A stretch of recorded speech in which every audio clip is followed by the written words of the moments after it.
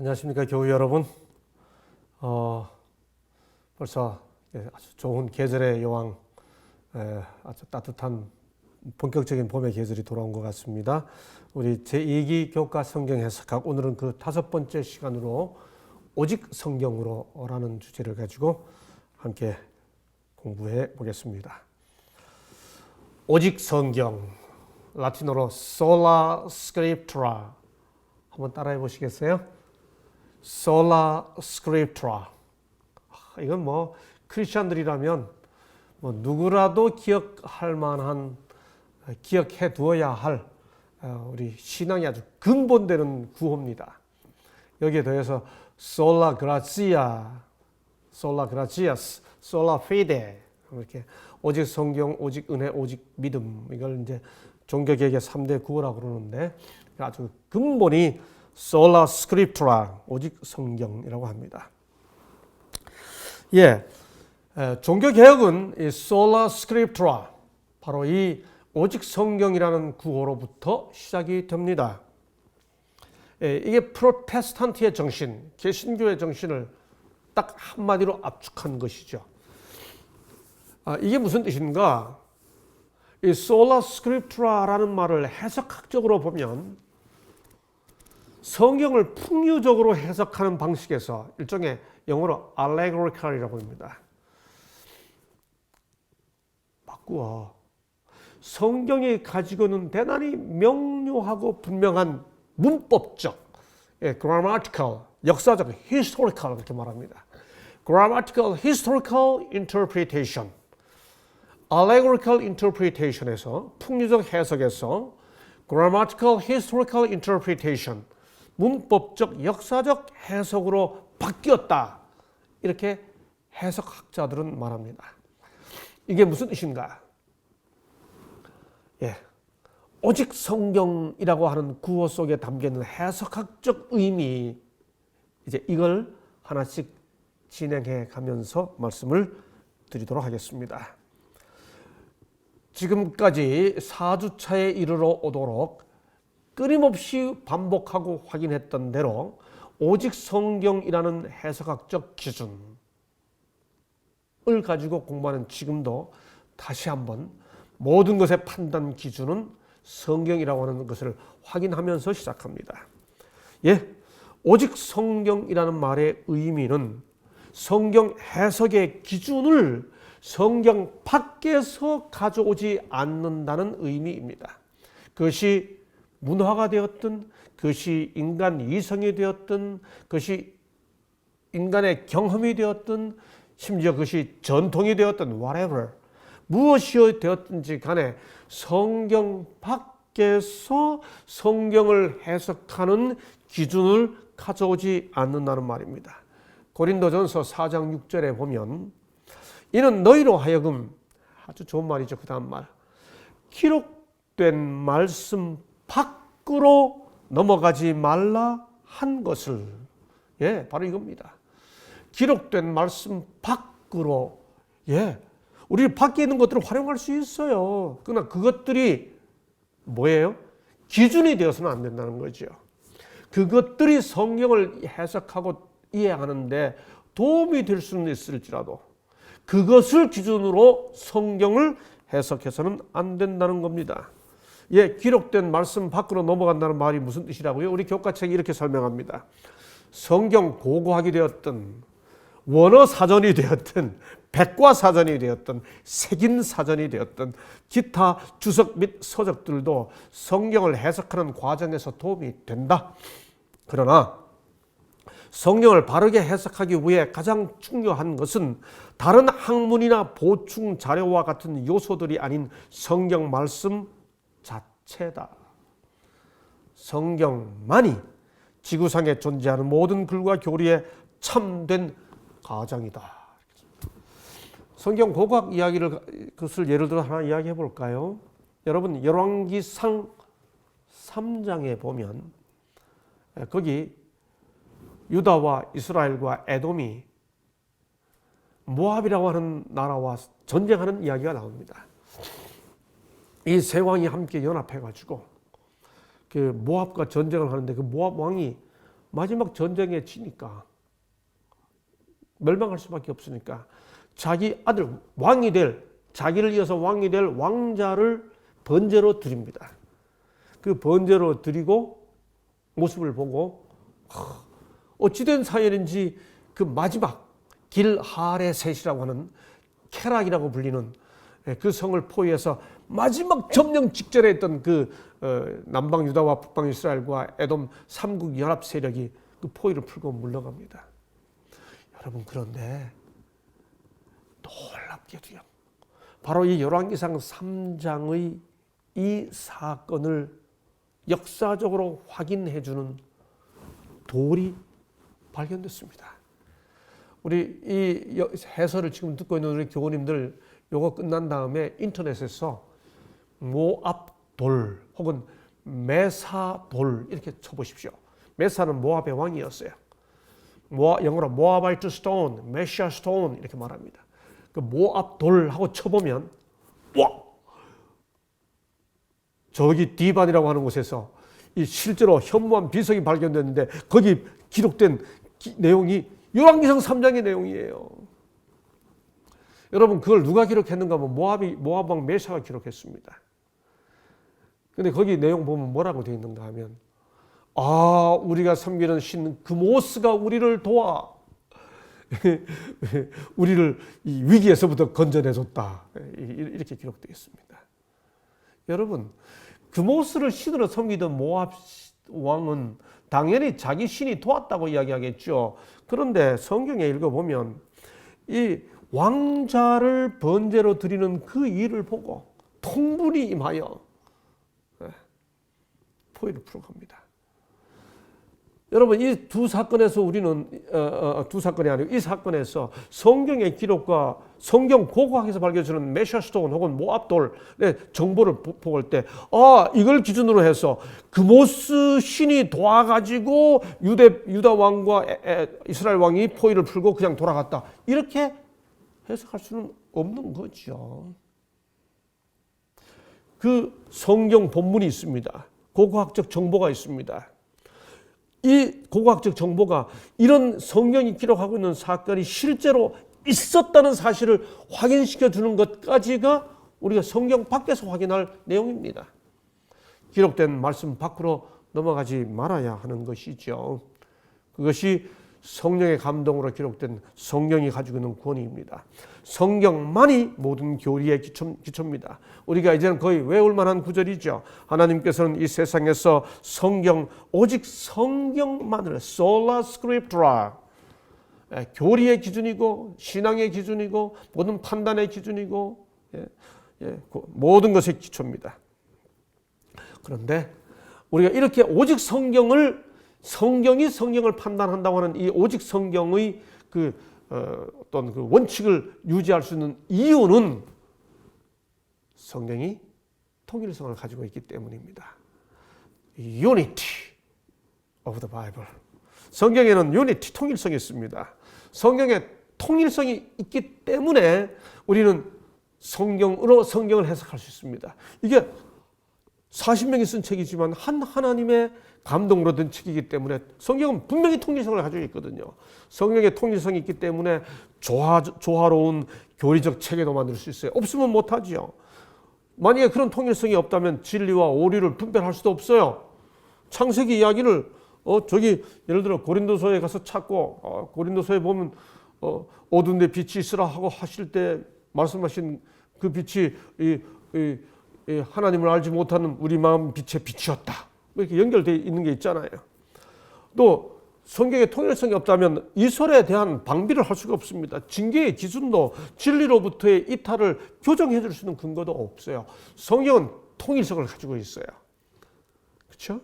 그래서 성경을 해석할 수 있어요. 성경 자체가 말하죠. 모든 성경이 하나님의 감동으로 되었다. 예언은 언제든지 사람의 뜻으로 낸 것이 아니요 오직 성령의 감동하심을 입은 사람들이 하나님께 받아 말했다. 이제 이 두 성경절은 외우실만 하죠. 디모데후서 3장 16절, 베드로후서 1장 21절. 그래서 곳곳에서 이렇게 권면합니다. 믿분, 이 믿분이란 말은 신뢰할 수 있는 믿을 만한 그 뜻입니다. 믿분 말씀의 가르침을 그대로 지켜야 하리니. 이는 능히 바른 교훈으로 권면하고 거슬러 말하는 자들을 책망하게 하려 함이다. 디모데후서 1장 13절 너는 그리스도 예수 안에 있는 믿음과 사랑으로서 내게 들은 바 바른 말을 본받아 지키고. 성경의 통일성을 가지고 있기 때문에 앞뒤가 다 연결되는 거예요. 그래서 그 들은 바 말씀을 지키면 서로 조화를 이룬다고 하는 뜻이죠. 성경의 통일성을 당연시하고 아주 자연스럽게 받아들일 수 있는 사례, 우리 너무너무 많습니다만, 압도적으로 많습니다만, 교과책이 예로 두고 있는 거 딱 하나만 제가 넣습니다. 로마서 3장 10절로 18절에 보면 구원에 관한 귀한 도리, 죄와 구원에 관한 문제를 다루기 위해 구약을 인용합니다. 전도서 7장 20절, 시편 14편, 이사야 59장 등등이 거기 인용되어 있습니다. 무슨 말이에요? 전도서와 로마서 3장이 통하는 거죠. 시편과 로마서가 통하는 거죠. 이사야 59장과 로마서가 통하는 거죠. 서로 유니티를 가지고 있다는 거예요. 통일성을 가지고 있다는 겁니다. 성경 통일성의 가장 강력한 증거 중에 하나가 신약에 인용되어 있는 구약입니다. 구약이 신약에 인용되어 있다는 이 사실이 성경 통일성의 가장 강력한 증거입니다. 성경의 통일성이 제시하는 또 하나의 중요한 원칙이 있습니다. Sola Scriptura, 오직 성경은 성경의 통일성에 전제되어, 오직 성경은 성경이 서로 통일을 이루고 있다, 유니티를 가지고 있다는 것을 전제로 오직 성경이 가능한데, 구약이 신약에 인용됐다고 할 때 우리가 어떻게 받아들여야 하나요? 구약도 하나님 말씀이고 그것을 인용한 신약도 하나님 말씀이죠. 그렇죠? 통일성을 이루고 있으니까 이것과 이것을 다 하나님 말씀으로 받아들이게 되죠. 그래서 오직 성경은 통일성이 있기 때문에 가능하고 통일성이 있기 때문에 우리는 모든 성경을 받아들입니다. 그래서 우리 교우님들 기억해 주세요. 재림교회는 성경 해석하기 위해서 아주 중요한 두 가지 원칙을 가지고 있습니다. 하나는 오직 성경이에요. Sola Scriptura, 당연합니다. 또 하나 Tota Scriptura가 있습니다. 이걸 가리켜 뭐라고 그러는가 하면 모든 성경이라고 합니다. Sola Scriptura, 한번 따라해 주시죠. Sola Scriptura. 또 하나의 원칙이 Tota Scriptura, 모든 성경입니다. 여러분, 어떤 분들이 제게 물어요. 목사님 혹은 교수님, 우리는 Sola Scriptura를 믿지 않습니까? 그러면 Sola Scriptura라면 됐지, 뭐 또 다른 이야기를 하려고 합니까? 오늘 주제의 제일 끝에 가서 우리가 다룹니다. 제가 그럴 때 되묻습니다. 그대가 생각하는 Sola Scriptura가 무슨 뜻입니까? 무슨 의미로 Sola Scriptura라고 말합니까? 혹시 마르틴 루터가 말한 Sola Scriptura라는 구호 뒤에 마르틴 루터가 취했던 태도에 대한 태도는 아십니까?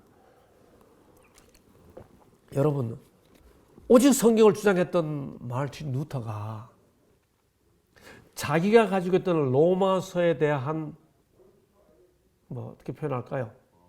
아주 강한 그 애정 때문에 야고보서를 지푸라기 같은 책이라고 말했던 것 아시죠? 여러분, Sola Scriptura는 내가 좋아하는 성경만을 취하는 게 아니에요. Sola Scriptura는 성경의 통일성을 말하기 때문에 모든 성경을 다 받아들여야 합니다. 우리는 야고보서를 버리고 로마서만 취한다고 하는 입장의 Sola Scriptura가 아니고요. 로마서와 야고보서가 다 유기적 통일, organic unity, 유기적 통일성을 가지고 있다는 것을 전제로 로마서와 야고보서, 구약과 신약을 다 받아들이는 것을 전제로 소라 스크립트라, 토타 스크립트라, 이게 함께 맺어져야 합니다.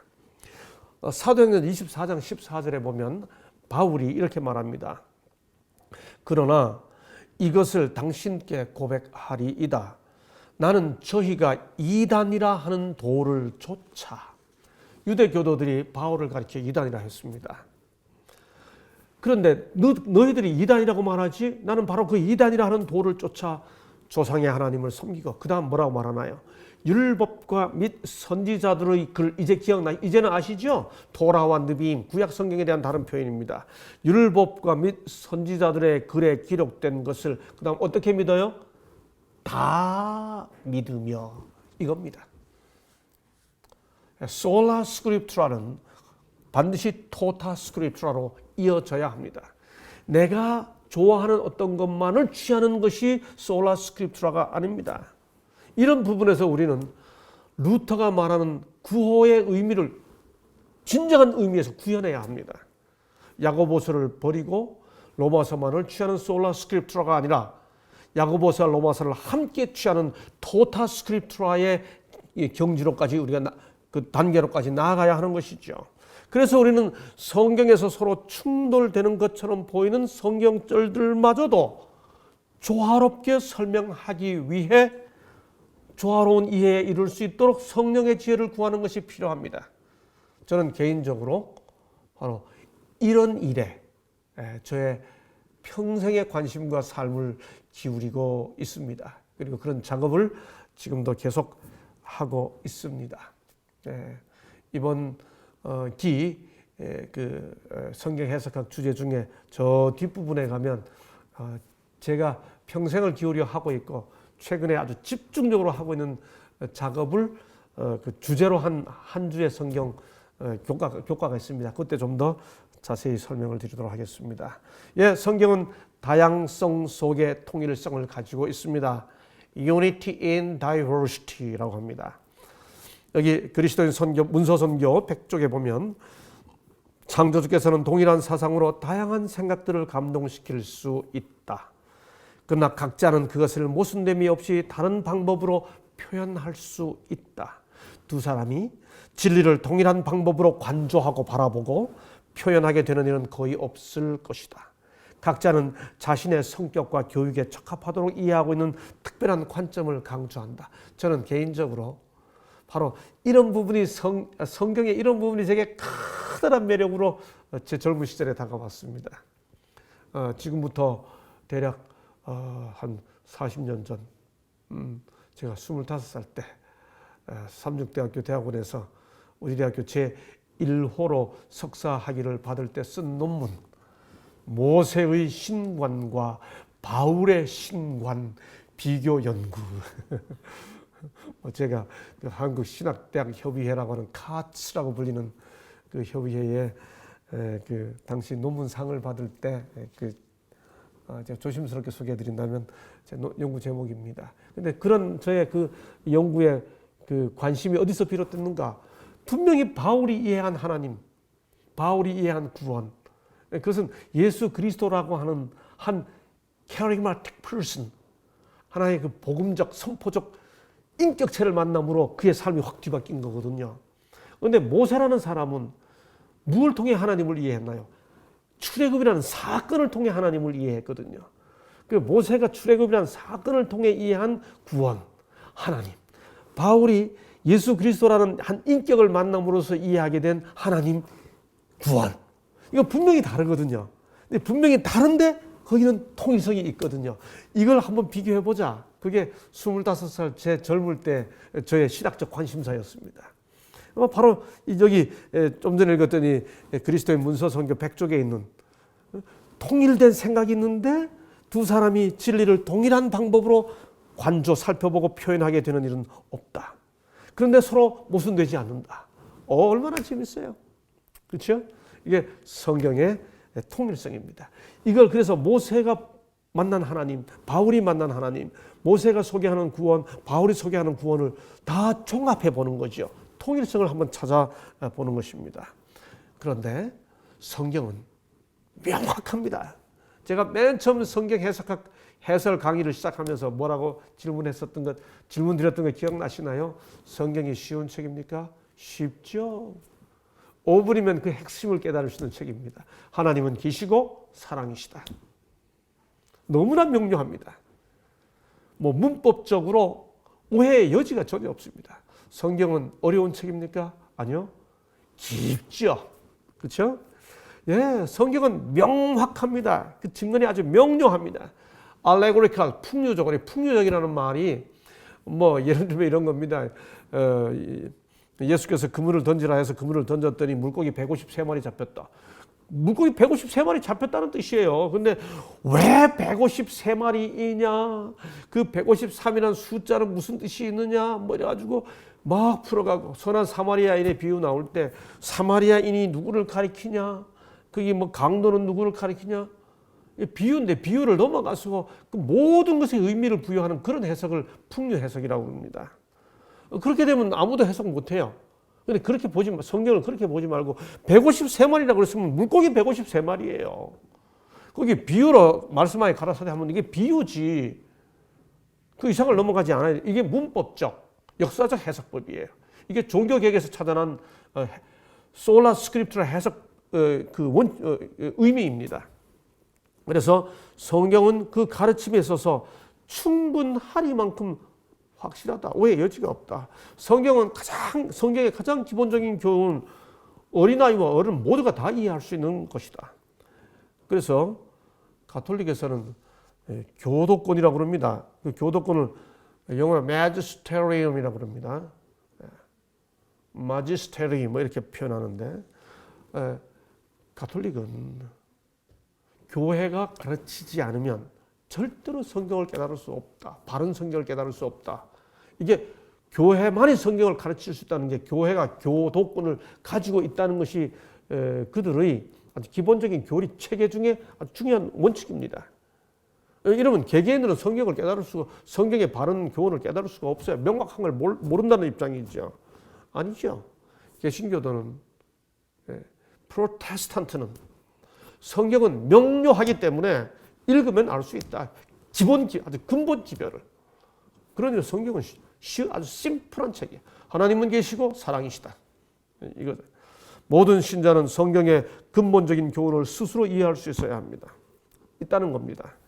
동시에 성경은 깊은 책입니다. 우리의 지식과 이해력이 더 깊은 수준으로 성장할 기회가 끝없이 제공되고 있죠. 만약에 성경 본문의 의미가 문법적으로, 역사적으로, grammatical, historical, 문법적으로, 역사적으로 분명하지 않다면 오직 성경이라고 하는 호소가 모두에게 의미가 없죠. 예수님이 실제로 그렇게 하셨어요. 우리가 복음서에서 찾아보게 되면 예수님은 종종 질문 받을 때 사람들에게 대답합니다. 어떤 이런 질문 받으면 읽어본 일이 없느냐? 이렇게 하시고 또 읽어보지 못하였느냐? 읽지 못하였느냐? 어떤 설명을 하기보다는 그 본문의 말씀을 이렇게 누구라도 읽었으면 알 수 있을 텐데 그 다시 한번 읽어봐. 뭐 이런 의미죠. 저도 예수님의 가르침을 따라서 우리 학생들이 수업 시간에 질문하면 얼른 대답하기보다 어떤 구절 못 읽어봤어? 이렇게 예수님처럼 대답하기를 종종 즐겨합니다. 이건 성경의 명료성이 되었기 때문에 이렇게 하시는 거죠. 예수님이 그런 모범을 이미 보여주셨습니다. 그래서 우리 이런 입장을 재림교회 교리신학 핸드북은 이렇게 정리하고 있습니다. 성경 기자들의 일관된 모범은 성경이 분명하고 명확하게 상징을 의도하지 않는 한, 성경 자체가 그렇게 하지 않는 한 성경을 그것의 분명하고 문자적인 의미대로 취하여야 한다는 것을 보여준다. 그대로 받아들이면 된다는 거죠. 전수자들만이 밝히시는 신비하고 숨겨진 풍류적 의미의 핵심에 도달하기 위해서 문자적 의미의 껍질을 벗겨낼 일은 전혀 없다. 이 문자를 벗겨가지고 그걸 껍질 다음에 봐야 135마리 그 문자적 표현 안에 있는 다른 걸 다 벗겨내야 진짜 의미로 찾아낼 수 있다. 그런 거 없다는 거죠. 135마리면 물고기 135마리 잡았다. 135마리 잡았다는 뜻이다. 바로 그겁니다. 네. 그 문자적, 문법적 의미 이외에 다른 배경들. 아까 제가 지난주에 공부했듯이 그런 정보가 필요한 것들은 우리가 도움이 필요해요. 단 그것들도 판단 기준이 돼서는 안 된다는 거죠. 예. 그래서 우리는 성경을 알기 위해 누군가에게 배우는 것도 참 중요합니다. 그래서 그러나 또 스스로 연구하는 경험도 참으로 중요하죠. 저는 우리 신학과에서도 신학대학원에서 우리 신학도들 또 혹은 목회자들, 우리 후배 목회자들, 제자 목회자들에게 이렇게 성경을 풀어주는 강연을 수업을 할 때마다 끊임없이 강조하고 도전하는 것이 있습니다. 주석을 보되 제일 마지막에 봐라. 정 어떤 부분에 대해서 모르겠으면 다른 여러 역본들을 비교해봐라. 우리가 다음 주에 또 그 공부합니다. 예, 성경 본문 자체를 자꾸만 생각해보고 살펴보아라. 여러 역본들을 비교해보면 의미가 분명하고 이게 이 뜻이었구나 하고 깨달아지는 경우들이 기쁨이 참 충만하거든요. 잘 모르던 성경의 의미를 이해하게 되는 기쁨은 정말 행복한 경험이에요, 여러분. 그 정말 누가 가르쳐줘서 하는 것보다 그거 꼭 해보세요, 우리 교우님들. 정말 의미 깊습니다. 예, 바람직한 성경 연구 자세를 이렇게 말합니다. 목사 복음 교육장에 보내는 증언. 우리는 하나님 존전에 있음을 느끼면서 경외심을 갖고 성경을 연구해야 한다. 말씀의 어떤 부분은 쉽게 이해가 되지만 다른 부분의 참된 의미는 쉽게 파악되지 않는다. 끈질긴 연구와 묵상 그리고 열렬한 기도가 있어야만 한다. 얼른 가서 주석 열어가지고 이게 뭐지 보지 말라는 거예요. 끈기 있게 한번 본문을 읽어보라는 거죠. 예? 그래서 제가 여러 번 강조합니다. 마지막에 가서 주석 봐라. 근데 처음부터 보지 마라. 모든 연구자는 성경을 펼칠 때에 성령께서 깨우쳐 주시기를 간구해야 한다. 깨우쳐 주실 것이란 약속은 아주 분명하다. 이 경험을 한번. 여러분, 그래서 우리가 이지 와이스의 저서에서 어떤 구절을 도움을 받을 수 있어요. 그런데 내가 성경을 잘 모를 때 바로 가서 읽은 것하고 성경 본문을 쫙 보고 난 다음에 이거구나 하고 깨달았는데 마지막에 가서 어떤 주석을 보니까 거의 같은 내용이 나오고 또 다시 이지 와이스의 저서를 찾아봤더니 거의 같은 내용이 나올 때 그때 느끼는 행복은 그냥 바로 가서 찾았을 때 지적으로 아는 것하고 달라요. 아, 성령께서 이런 위대한 학자의 깨달음과 나를 같이 깨닫게 해줬구나. 아, 성령께서 와이스를 영감하셨던 그 깨달음을 내게도 주셨구나. 이런 행복감이 찾아오는 거예요. 그렇기 때문에 우리는 끈질긴 연구와 묵상이 필요합니다. 성경을 연구하려는 사람은 배우는 자의 정신으로 접근해야 한다. 우리 자신의 의견이 옳다는 것을 입증하기 위해서가 아니라 저는 개인적으로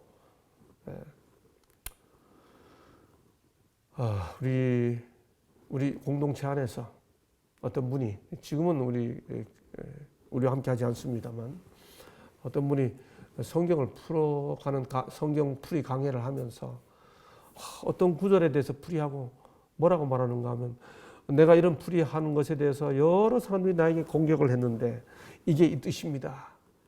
이게 이 뜻인 걸 알고 내가 통쾌했습니다. 제가 그런 표현을 쓸 때 얼마나 부담이 됐는지 모릅니다. 여러분, 성경을 풀어서 하나님께서 바른 의미를 가르쳐 주는 것을 깨닫고 나면 하나님께 감사해야지 저 사람이 틀렸다는 사실을 확인하고 왜 내가 통쾌해집니까? 그건 내 이론이 맞았다는 것이 증명되는 느낌이잖아요. 내가 옳다는 걸 증명하기 위해서가 아니고 하나님이 말씀하신 것을 알기 위하여 성경의 각 페이지를 연구해야 한다. 성경 한 권 딱 들고 내가 뭐 이거 다 내 기억력이나 내 뭐 지력을 마치 데몬스트레이션 하듯이 막 이렇게 표현하는 것도 우리에게 다 부담 주지 않습니까? 그렇죠? 성경의 참 지식은 말씀을 주시는 성령의 도움을 받아야만 얻을 수 있다. 우리가 하나님 말씀을 연구할 때 다 이런 자세로 성경을 접근해야 되는 것이죠. 예, 지금까지 여러 번 제가 미리 언급했습니다. 그래서 오직 성경은 뭐예요? 결국 성경의 통일성이 존재하는 겁니다. 성경의 통일성은 곧 뭐예요? 모든 성경을 받아들이는 겁니다. 그 모든 성경을 받아들이게 되니까 결국 그것이 해석학적 원칙으로 나타나는 게 뭐예요? 성경이 성경을 해석한다. 전문용어로 Scriptura Scripturae Interpretes. 이건 성경 해석학을 배우는 학도들이 뭐 다 기본적으로 익숙히 암기하는 구절이 너무 중요한 구절이기 때문에 뭐 그대로 사용합니다. 성경 해석학에서 뭐 이 용어를 빼고서는 뭐 그 기본적인 원칙을 설명할 길이 없죠. Scriptura Scripturae Interpretes. 성경이 성경을 해석합니다. 성경의 통일성은 성경 스스로를 해석자로 기능하도록 해줍니다. 통일성이 있기 때문에 성경 그 자체의 의미를 서로 밝혀주게 되죠. 예, 성경이 성경을 해석하게 하는 이 방법의 최대 장점은 뭐예요? 예, 성경 자체 안에서 여러분, 그런데 이때 조심해야 할 게 있습니다. 그게 뭔가? 성경이 성경을 해석한다고 그럴 때 소위 증거 구절로만 사용해서는 안 됩니다. 무슨 뜻이에요? 이걸 증명하고 저걸 증명하기 위해 마구잡이로 여러 성경절을 그냥 연결시켜요. 이걸 proof text라고 합니다. 영어로 proof text. 증거 구절 방식의 성경 연구는 성경의 사상과 깊이를 못 느끼게 합니다. 변증적이 되게 만들어 놓습니다. 성경은 극한 의미를 담고 있거든요. 그래서 성경이 성경을 해석하게 하려면 각 성경이 담고 있는 단어를 증거 구절식으로 연결해서 그저 암기하는 방식이 아니라 각 성경이 담겨 있는 그 문맥을 광맥이라고 표현하듯이 그 맥을 파고 들어가야 됩니다. 여러분이 옷 천 하나가 만들어지기 위해서도 여기 수많은 결이 있잖아요. 텍스트는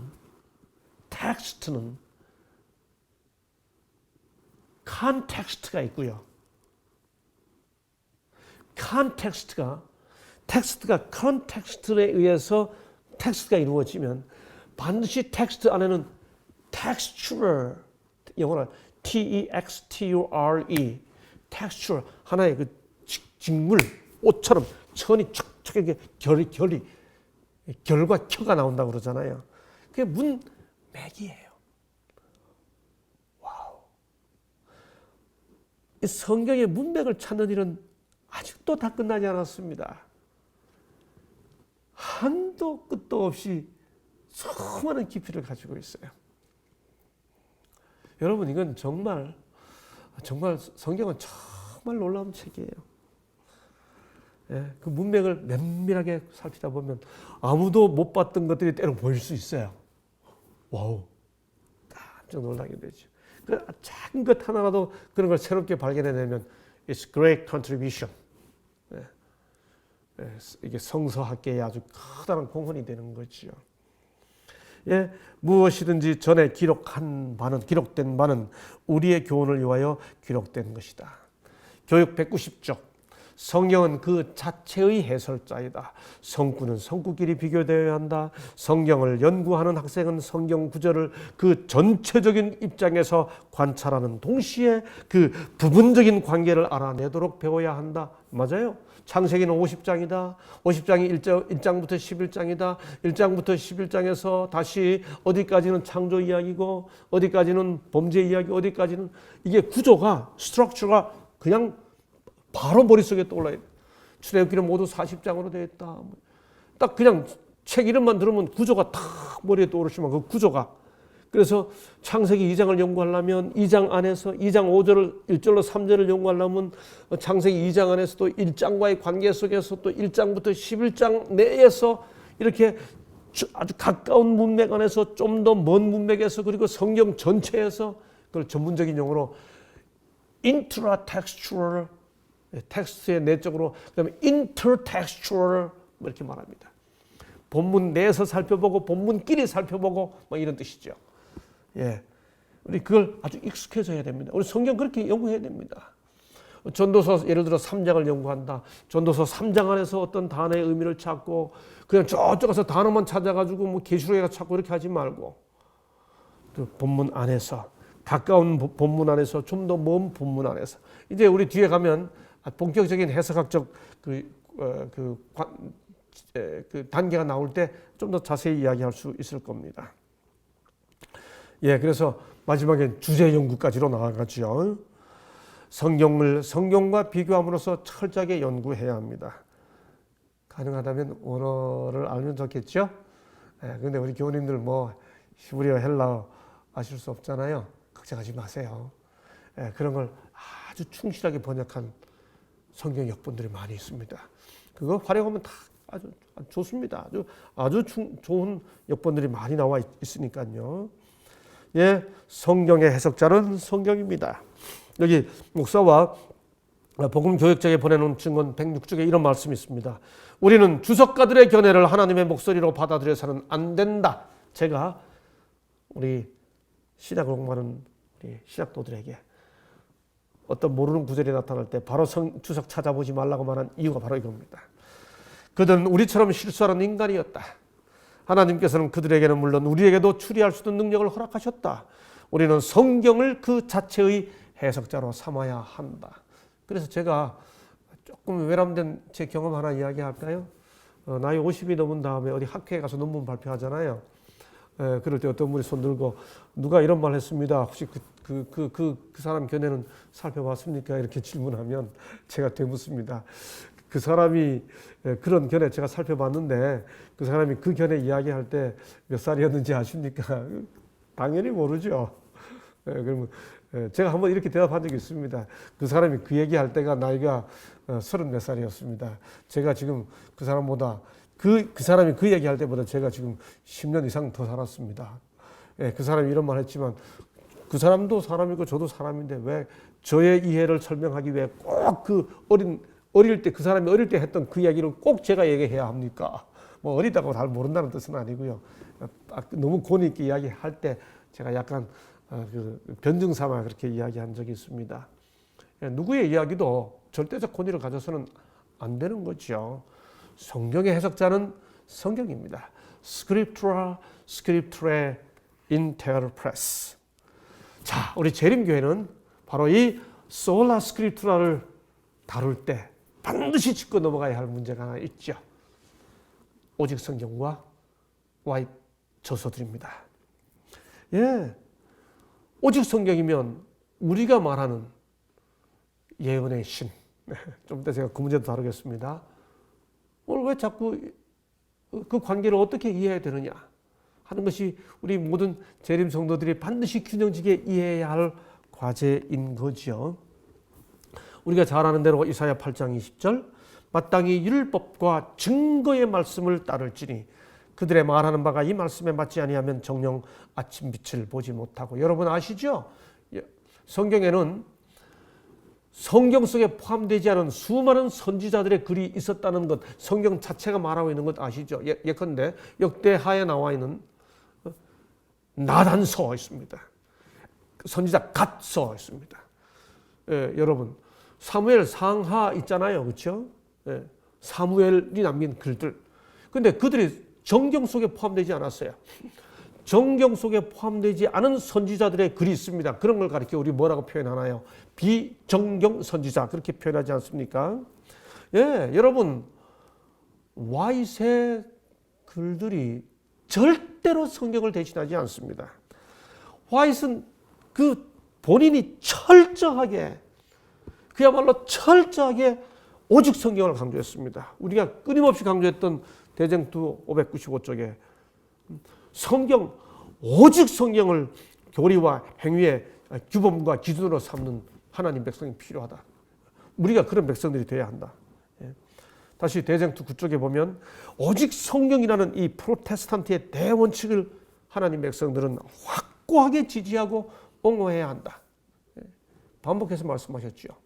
이렇게 말씀하셨음에도 불구하고 그의 저술들을 성경과 같은 입장에 두는 것이 마치 우리의 확고한 그 신앙적 전통인 것처럼 생각하는 분들이 있다면 이건 와이시 말한 그 개념 자체를 넘어서는 거죠. 예. 요 위에 문장은 우리 교과책 문장 그대로 제가 따왔습니다. 그녀의 저술은 진지한 성경 연구의 지름길 또는 대체물이 결코 아니다. 성경을 대신해서 그거 연구해서 된 게 아니라는 거죠. 교회 증언 2권 605쪽. 그대들은 성경 말씀과 친숙하지 않다. 성경의 표준에 이르며 그리스도의 완전에 도달하고자 하는 바람으로 하나님 말씀을 연구하였다면 그대들은 교회 증언이 필요 없었으리라. 그대들이 하나님의 영감으로 된 책을 연구하지 않으므로 그대들이 순종하기를 게을리하였던 영감의 말씀으로 그대들의 주의를 환기시키고 그 순결하고 고상한 가르침으로 그대들의 삶을 꼴지어 나가게 하고자 그분께서는 단순하고 직설적인 증언으로 그대들과 연결되기를 구하신다. 그래서 교회 증언을 쓰게 됐다 그겁니다. 하나님 말씀대로 연구하고 산다면 이거 안 했을 일을 필요 없었으리라 그랬잖아요. 필요 없었을 증언을 준다는 거죠. 여러분 그러니 정말 우리는 마지막 순간에 한 권의 책을 구한다면 당연히 성경이죠. 당연히 성경이죠. 그게 와이스의 가르침입니다. 여기 우리 교과책은 다시 이렇게 묻습니다. 교훈. 엘렌 G. 화이트의 증언은 하나님의 감동을 받아 그분의 남은 백성에게 전하는 기별이지만 성경을 대신하기보다 우리를 성경으로 이끌기 위한 작은 빛이다. 교과책 그대로입니다. 묵상. 요 부분은 제가 그대로 따왔습니다. 엘렌 G. 화이트의 책들이 단순한 신앙서적이 아닌 이유는 무엇입니까? 그렇다고 단순히 신앙서적입니까? 그녀의 저술들은 그와 같이 이해되어야 한다. 그녀의 저술에는 단순한 신앙서적이 아닌 것으로 이해되어야 한다. 그녀의 저술에는 성경 저자들에게 임했던 동일한 영감이 임했다. 그러나 그것들의 역할은 성경의 역할과는 다르다. 그녀의 저술들은 성경에 추가된 것이 아니라 성경의 지배를 받는다. 그녀는 결코 자신의 저술들이 성경을 대체하도록 의도하지 않았다. 오히려 그녀는 성경을 신앙과 행위의 유일한 표준으로 높였다. 맞죠? 네. 그래서 우리 개개인에게 적용해 보자고요. 그대가 성경보다 엘렌 G. 화이트의 책들을 더 의존하는 경향이 있다면 어떻게 그런 태도를 스스로 개선할 수 있을까요? 여러분 저는 정말 화이트의 책들을 사랑합니다. 읽으면 정말 감동이 있어요. 그런데 때때로 우리 신앙 공동체 안에서 화이트의 저서들이 마치 성경과 같은 권위를 가진 듯이 표현 안 하면 우리의 정통에서 벗어난 것처럼 벌써 이렇게 보는 시선들이 우리를 힘들게 합니다. 그건 화이트가 의도하지 않았던 겁니다. 예. 문서전도봉사 125쪽. 남녀들이 성경에 거의 빛을 두지 않기 때문에 주님께서는 보다 작은 빛을 주셔서 보다 큰 빛으로 인도하시고자 하셨다. 만일 구속에 있는 원칙을 실행하고자 하는 결심을 가지고 이 빛이 담긴 책들을 읽었다면 얼마나 많은 선을 이루었겠는가. 그 여자의 남은 자손 곧 하나님의 계명을 지키며 예수의 증거를 가진 자. 예수의 증거는 대언의 영이라. 여기서 저는 용어 사용을 정확히 하자고 하는 제안을 드리기 위해 우리가 자주 인용하는 이 두 구절을 띄웠습니다. 예수의 증거는 대언의 영이라. 여러분 다음에 두 질문 중에 어떤 질문이 옳습니까? 대언의 영이란 무엇인가가 옳습니까? 대언의 영이란 누구인가가 옳습니까? 질문이 틀리면 답이 틀립니다. 그래야 질문을 바로 택해야 바른 대답이 나옵니다. 대언의 영이란 무엇인가라는 질문이 맞아요. 대언의 영이란 누구인가가 맞아요. 여러분 성경에서 우리 이전에 개역 한글은 대언의 영이라고 했습니다. 예수의 증거는 대언의 영이라. 우리 개역 개정은 예언의 영이라고 했습니다. 대언은 예언이라고 번역되고 영은 신이라고 번역돼요. 그래서 대언의 영이라고 할 수도 있고 예언의 영이라고 할 수도 있고 대언의 신이라고 할 수도 있고 예언의 신이라고 할 수도 있습니다. 여러분 예언의 신이라고 번역했다고 해서 이 예언의 신이라는 표현은 누굴 가리키는가 하면 모두 다 성령 하나님을 가리킵니다. 여러분, 예언의 신이라는 표현은 성령 하나님에 대한 표현이에요. 성령 하나님 중에서도 예언, 대언, 즉 선지자를 허락하시는 성령 하나님을, 선지자의 은사를 허락하시는 성령 하나님을 가리켜 대언의 영, 예언의 신 이렇게 부릅니다. 그러므로 예언의 신은, 대언의 영은 무엇이냐라는 질문이 틀려요. 대언의 영이 누구냐 이렇게 질문해야 됩니다. 예언의 신이 무엇이냐라고 하면 책이다 이렇게 말할 수 있습니다. 아니요. 예언의 신은 누구냐라고 물어야 성령 하나님이다 이렇게 답하는 거죠. 예언의 신은 대언의 영이라고 표현하든 예언의 영이라고 표현하든 예언의 신이라고 표현하든 그 예언의 신이라는 표현은 성령 하나님을 가리키는 표현입니다. 여러분, 와이스의 저서가 예언의 신이 아니에요. 와이스의 저서는 성령 하나님이 주신 선물입니다. 그렇죠? 예, 우리가 어떤 책을 예언의 신이라고 부르면 그것은 그 책 자체를 가리키는 것이 아니라 그 책을 선물로 주신 분이 성령님이시다라는 뜻으로 예언의 신이라고 부르는 겁니다. 우리 개념을 정확히 알고 표현해야죠. 예수의 증거를 같은 또 다른 곳에서는 선지자들이라고 표현했잖아요. 예, 선지자가 하는 일이 뭔데요? 그게 대언이에요. foreteller. 선지자가 하는 일이 뭔데요? 예언이에요. foreteller. 선지자가 하는 일이 뭐예요? 그냥 바로 이야기합니다. forthteller. 예, 그래서 대언하고 예언하고 진언하죠. 대언은 시간과 상관없어요. 하나님 말씀을 대신하면 대언이에요. 미래와 관련된 일이 예언이에요. 직설적으로 표현하면 진언이에요. 예, 이것은 우리들에게 하나님의 말씀을 풀어주고 대언, 예언, 진언 해주셨죠. 예, 저는 와이스의 여러 저서들 중에서도 특별히 성경 자체를 풀어준 대쟁투 총서를 정말 사랑합니다. 3,500쪽이 넘는 대하 드라마. 하나님은 사랑이시다로 시작해서 하나님은 사랑이시다로 만들죠. 성서학도인 저를 특별히 행복하게 만들어주는 책들이 있습니다. 부조와 선지자, 선지자와 왕. 이 두 권의 책은 특별히 구약학도인 제가 끊임없이 살펴보는 정말 사랑하는 책입니다. 또 시대의 소망, 사도행적, 산상보훈, 실물교훈 이런 책들은 성경을 정말 바르게 이해할 수 있도록 참 정말 하나님의 말씀으로서 성경을 이해하게 해줍니다. 제가 와이스의 저서들을 찾으면서 참 발견했던 두 가지 원칙은 정말 그녀는 모든 곳에서 오직 성경만을 이야기하고 있고 모든 성경만을 이야기합니다. Sola Scriptura, Tota Scriptura. 이 원칙을 얼마나 충실하게 지켜가는지 모릅니다. 저는 그의 책 속에서 단 희미한 암시도 찾지 못했습니다. 성경 대신 내 말을 들으라. 자, 요만한 암시도 제가 찾아볼 수 없었습니다. 예수 대신 나를 바라보라. 단 하나의 희미한 흔적도 찾아볼 수 없었습니다.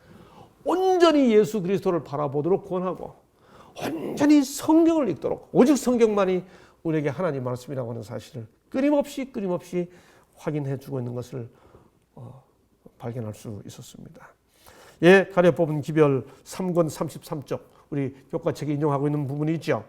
성경을 그대의 음식으로, 그대의 끼니로, 또한 그대의 음료로 삼으며 그 원리를 그대의 품성의 요소로 삼을 때 그대는 하나님께로부터 권면을 받는 법을 더욱 잘 알게 될 것이다. 나는 오늘 그대 앞에 귀중한 말씀을 높인다. 즉 하나님 말씀을 높인다. 와이 자매가 이렇게 말했다. 혹은 와이 자매가 저렇게 말했다 하면서 내가 말한 것들을 반복하지 말라. 이스라엘의 주 하나님이 말씀하신 바를 찾고 그분이 명하신 바를 행하라. 와이시 우리에게 권면해 준 정말 소라 스크립트라 그리고 토타 스크립트라 오직 성경 이 아름다운 원칙이 우리 재림 신앙을 지켜가는 우리 모두의 원칙이 되어서 정말 견고한 말씀 토대 위에 서서 아주 바른 견고하고 바른 성경 해석의 길을 밟아가는 우리 모든 재림 성도들 되기를 바라면서 오늘은 여기까지 하겠습니다. 감사합니다.